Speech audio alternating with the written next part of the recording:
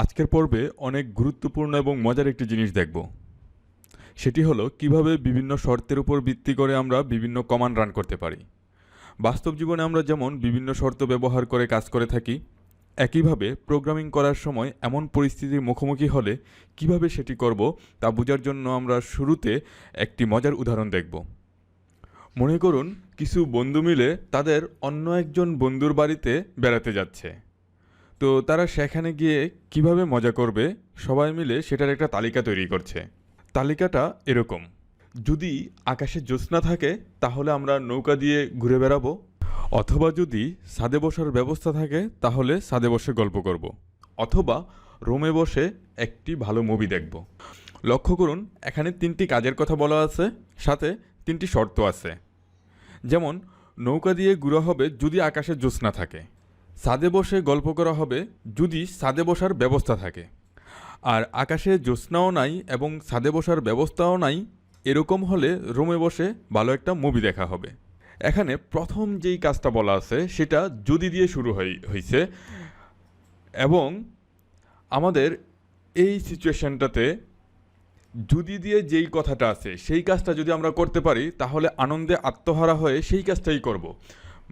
অথবা যদি দিয়ে আমরা বিকল্প একটা কাজের কথা বলছি, বিকল্প একটা মজা করার কথা বলছি, যেটা প্রথমটা যদি আমরা না করতে পারি তাহলে অথবা যদি দিয়ে যেই কথাটা আছে সেই কাজটা আমরা করব। অথবা দিয়ে সবার শেষে যে কথাটা বলা আছে সেই কাজটা আমরা তখনই করব যখন দুটা কাজই করতে পারছি না এমন একটা পরিস্থিতি হচ্ছে। অর্থাৎ যদি দিয়ে যে কথাটা থাকে সেটা সবচেয়ে বেশি প্রায়োরিটি পায়, সেই কাজটা যদি করতে পারি বাকি দুটাকে আমরা ইগনোর করি। প্রোগ্রামিংয়েও আমরা এই ধরনের সিচুয়েশানগুলোতে যদির পরিবর্তে ইফ একটা কিওয়ার্ড অথবা একটা রিজার্ভ শব্দ আছে যেটা দিয়ে এই ধরনের সিচুয়েশানটাকে বোঝানো হয়, অথবা যদি এটা এই ধরনের কন্ডিশন বা শর্ত বোঝানোর জন্য ইলস ইফ এরকম একটা শব্দ দিয়ে সেটা বোঝানো যায়, আর অথবার আন্ডারে যেই কাজটা করা হবে সেটা ইলস দিয়ে বোঝানো যায়। তো আমরা এখন সরাসরি কোড করব এবং এই ধরনের সিচুয়েশনটা প্রোগ্রামে কিভাবে অ্যাপ্লাই হয় সেটার একটা উদাহরণ দেখব। তো আমরা শুরুতে এই ফোল্ডারে নতুন একটা ফাইল ওপেন করব, নাম দেব হচ্ছে Ctrl+S দিয়ে সেভ করি, নাম দেই হচ্ছে if then underscore else if then underscore ELS dot PHP এবং PHP ট্যাগ দুটা লিখে ফেলি। এরপর যে আমরা দুটো ভেরিয়েবলের মধ্যে দুটো মান রাখবো। এ ভেরিয়েবলের মধ্যে মান রাখলাম সে 4 এবং বি নামে আরেকটা ভেরিয়েবলের মান রাখলাম 5। এখন আমি চেক করব যে এ ভেরিয়েবলটা বড় না বি ভেরিয়েবলটা বড়। ইফ যেভাবে লেখা হয় সেই সিস্টেমটা একটু আগে দেখাই। ইফ এরপর ফার্স্ট ব্র্যাকেট, সেটার ভেতরে থাকে হচ্ছে কন্ডিশন, তারপর থার্ড ব্র্যাকেটের ভেতরে থাকে হচ্ছে এই কন্ডিশনটা সত্যি হলে আমি কি কাজ করতে চাই সেই কমান্ডগুলো আমি এটার ভেতরে লিখে দেব। সেটা এক বা একাধিক লাইন আমি লিখতে পারি। তো কন্ডিশনটা কি? কন্ডিশনটা হচ্ছে আমি চেক করতে চাই যে $a ভেরিয়েবলটা কি বি ভেরিয়েবল থেকে বড় কিনা। আমি ম্যাথমেটিক্যাল অপারেশনে যেভাবে বুঝাই গ্রেটার দেন সিম্বল দিয়ে, প্রোগ্রামিংয়েও কন্ডিশন চেক করার জন্য এই গ্রেটার সিম্বলটা ব্যবহার করা হয়। মানে এ ভেরিয়েবলটা বি ভেরিয়েবল থেকে বড় কিনা এই এতটুকু স্টেটমেন্টের মাধ্যমে সেটা চেক করা হচ্ছে। যদি কন্ডিশন সত্য হয় তাহলে আমি ইকো করব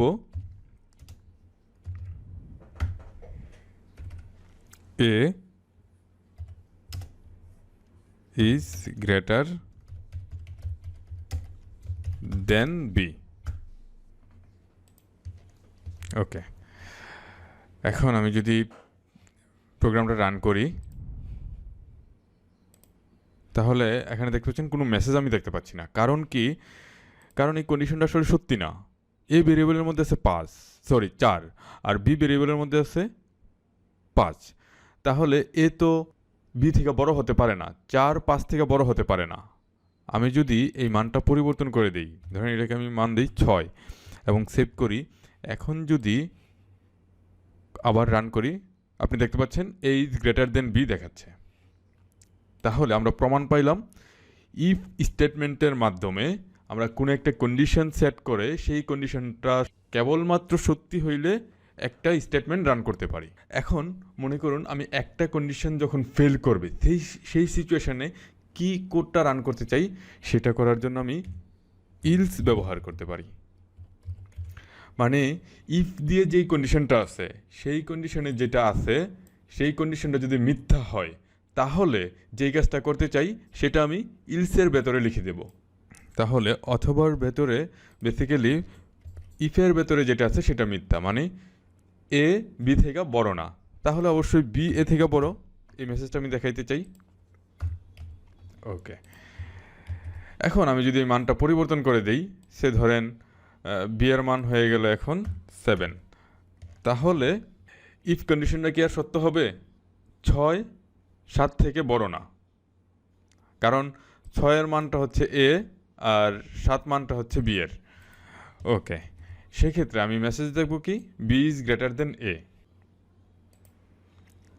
পারফেক্ট। এই কোডটা কিভাবে রান করে আরেকবার ব্যাখ্যা করি। প্রথমে এ আর বি এর দুটা মান তো সেট হইল 6 এবং 7।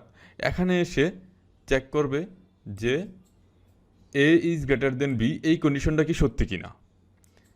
এই কন্ডিশনটা যখন সত্যি হবে না, তখন এটার ভেতরের কোডটা এক্সিকিউট করবে না।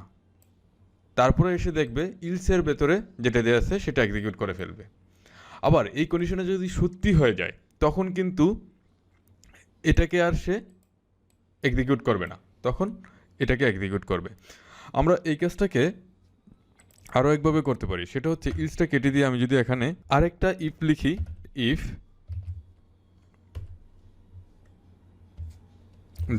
$a less than B, $b।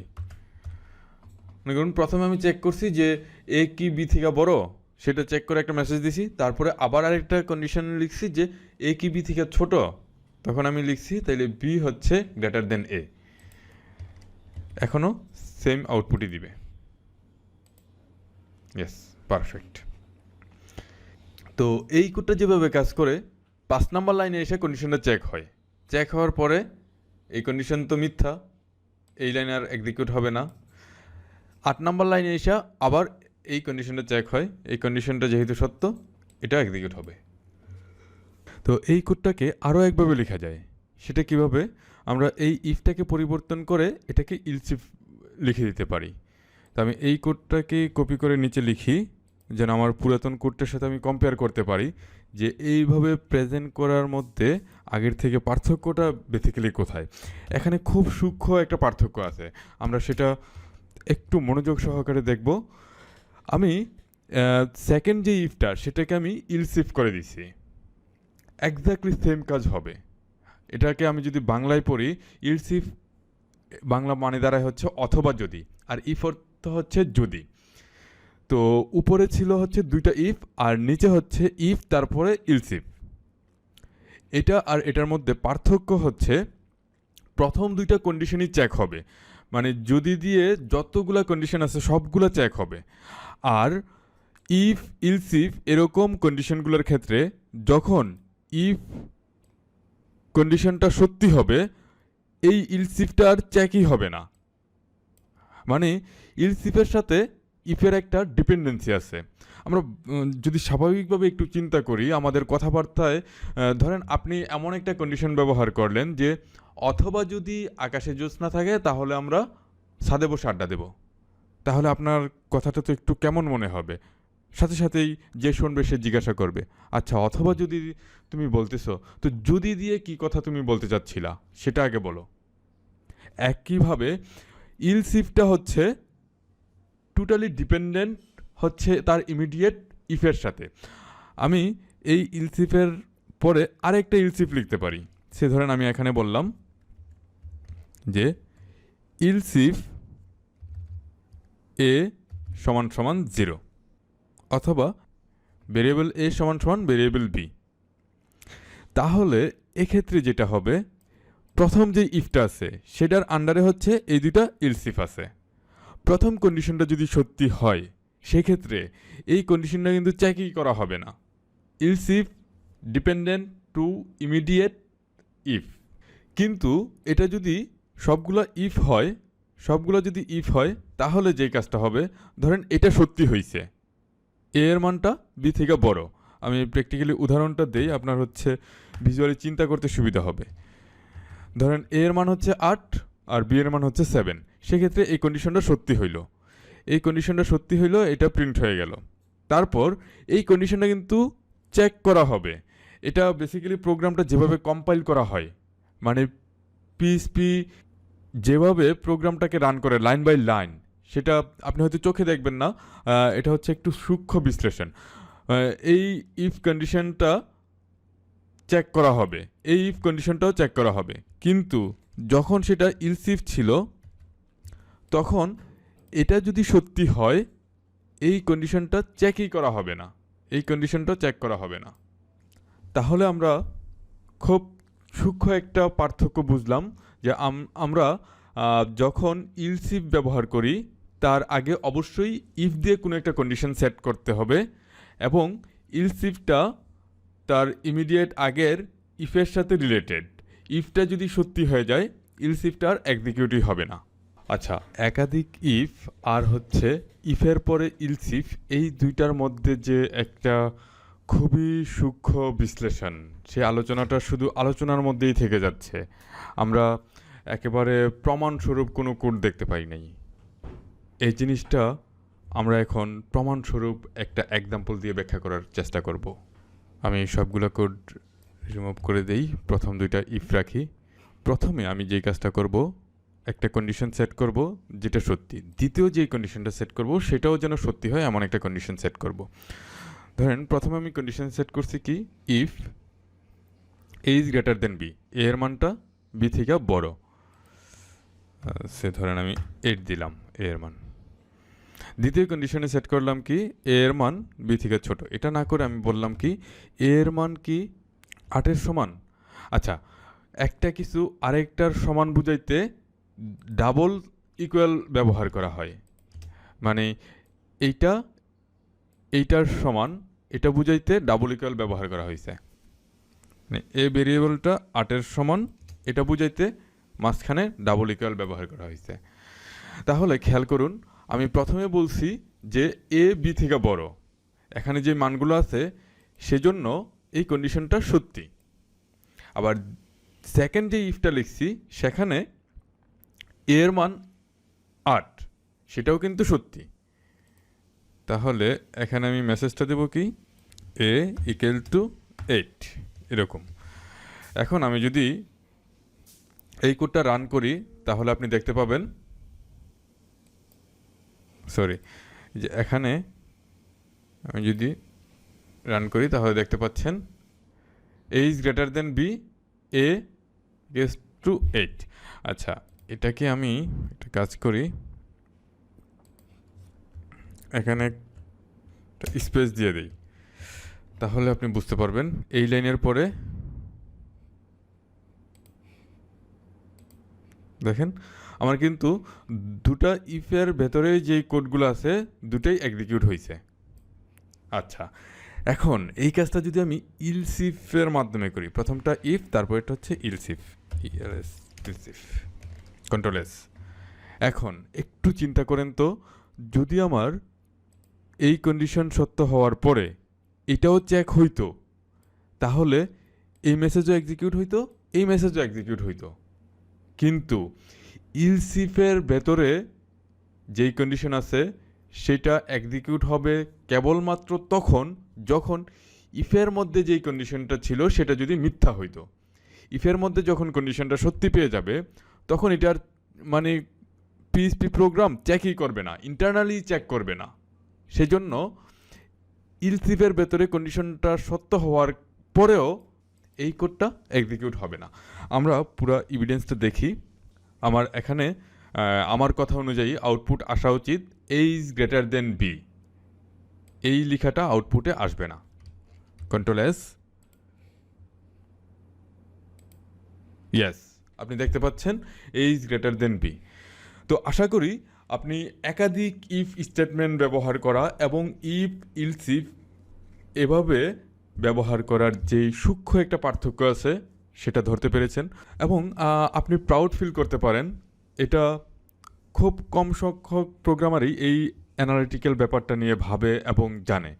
এবং আরও একটা মজার জিনিস শেয়ার করি, সেটা হচ্ছে ধরেন ইফ ইলস ইফ যে দুটো কন্ডিশন আছে, এই দুটা কন্ডিশনে যদি ফেল করে তখন কি হবে সেটা আমরা ইলসের আন্ডারে রাখতে পারি।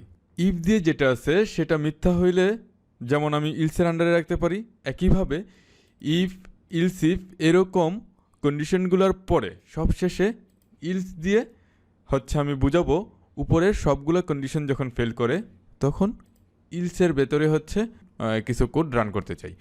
ধরেন আমার এখানে ইফ দিয়ে বলা আছে এ এর মানটা বি থেকে বড়, ইলস ইফ দিয়ে বলা আছে এ এর মানটা বি থেকে ছোট, আর ইলস দিয়ে আসলে ঘটনা কি হবে, এ এর মান বি থেকে বড় না আবার এ এর মান বি থেকে ছোটও না, তাহলে ঘটনা কি এ বি এর সমান। তার মানে ইলসের ভেতরে আমি লিখে দিব echo A is equal to B, save করে দিলাম। দেন আমি উপরের এই কোডটা রিমুভ করে দিলাম। এখন যদি আমি এটা রান করি তাহলে আউটপুটে দেখতে পাবো B is greater than A. আমরা একটু দেখি, B is greater than A, B এর মান হচ্ছে 7। আচ্ছা, আমি যদি এ এর মানটা 8 করে দিই তাহলে এখন আউটপুটে দেখানো উচিত কত, A is greater than B, A is greater than B. আবার আমি যদি দুটো মানই সমান করে দিই তাহলে দেখানো উচিত A is equal to B, A is equal to B. Perfect.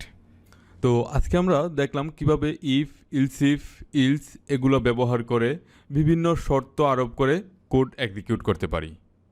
তো এগুলোকে একসাথে কন্ট্রোল স্ট্রাকচার বলা হয়, কারণ আপনি হচ্ছে বিভিন্ন সেকশন কন্ট্রোল করতে পারেন কন্ডিশনের উপর বেস করে। তো আজকে আমরা দেখলাম কিভাবে ইফ ইলস ব্যবহার করে বিভিন্ন কন্ডিশনের উপর বেস করে বিভিন্ন কমান্ড এক্সিকিউট করতে পারি। তো আমার কাছে মনে হয়েছে ইফ ইলস যেখানে শুরু সেখানেই চিন্তার শুরু। প্রোগ্রামিংয়ে এই চমৎকার জিনিসটা প্রথমে আপনার কাছে যদিও একটু জটিল মনে হয়, আপনি এটা খুব ধৈর্য সহকারে আয়ত্তে নিয়ে আসার চেষ্টা করবেন। আমি চেষ্টা করেছি যতটুকু সহজভাবে রিপ্রেজেন্ট করা যায়। আমরা এর পরবর্তী এপিসোডে ইফ ইলস নিয়ে আরও কিছু আলোচনা করব, যেন পুরো ব্যাপারটা আপনার কাছে আরও সহজে ধরা দেয়। তো জটিল ব্যাপারগুলো সহজভাবে উপস্থাপন করা একটু টাফ।